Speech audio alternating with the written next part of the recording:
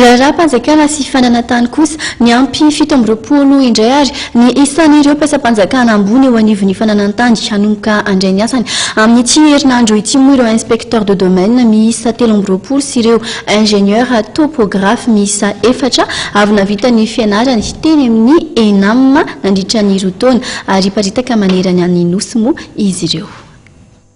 Omaly no noraisan'ny misy mpanjakana misahana amin'ny fotodrafitrasa fampitaovana ary fanajariana ny tany rivo rakoto vao tao amin'ny trano fiasany Tetsy Anosy ireo mpiasam-panjakana ambony eo anivon'ny fananantany 17.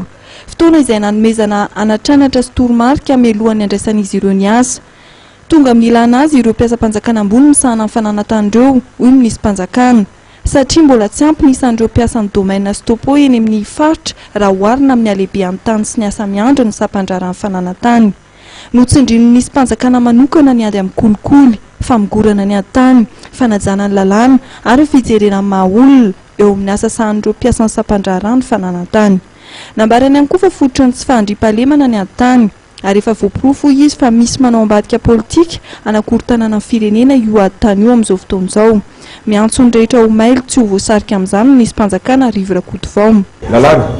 Lalàna no arahana. Lalàna titre ny tany dia lalàna tsy azo divizana koa, tsy azo divirana.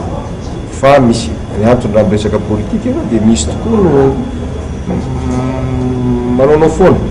Mampirisika ny olona no tsy fahalalàn'ilay olona dia ampirisihana ilay olona anaonao foana tsy ara-dalàna. Tsy azo atao zany.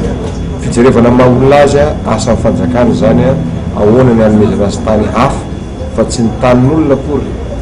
Ary izay dia miteny foana hoe rehefa tsy anao ny tany dia aza manangana zavatra eo satria volanao iny arenanao nefa tsanganao amina toerana tsy anao dia lasa mampalahelo anao rehefa aveo fa aza mety asain'olona tsy manara-dalàna tsy izy zany akory fa ny fanjakana dia manana politika vaovao mba ahafahan'ny rehetrarehetra mangataka tany ahafahan'ny rehetrarehetra mba manana zo satria zo fotsitra ane zany fanana trano zany fa mbola mahandro tsika dia rehefa tsy kelikely zany teny zany akory tsy miteny an'izany dia rapitso dia vita tsy marina zany tsy teny an'izany mihitsy fa ezahany zany ao atao tsy kelikely zany mba ahafahantsika manakavy rehetrarehetra miaraka afaka mahazo an'izany tany-mpanjakana zany satria tsy voatokana ho an'olona sarangan'olona na tokony olona rery fa ho an'ny malagasy ty tany ity ary tsy amidy amin'ny vahiny akory ny tanyntsika. Mahatratra zato mahery amin'izao fotoana izao ny isan'ny inspecteur de domaine manirana ny nosy 520 kosa ny isan'ny ingénieur topographe.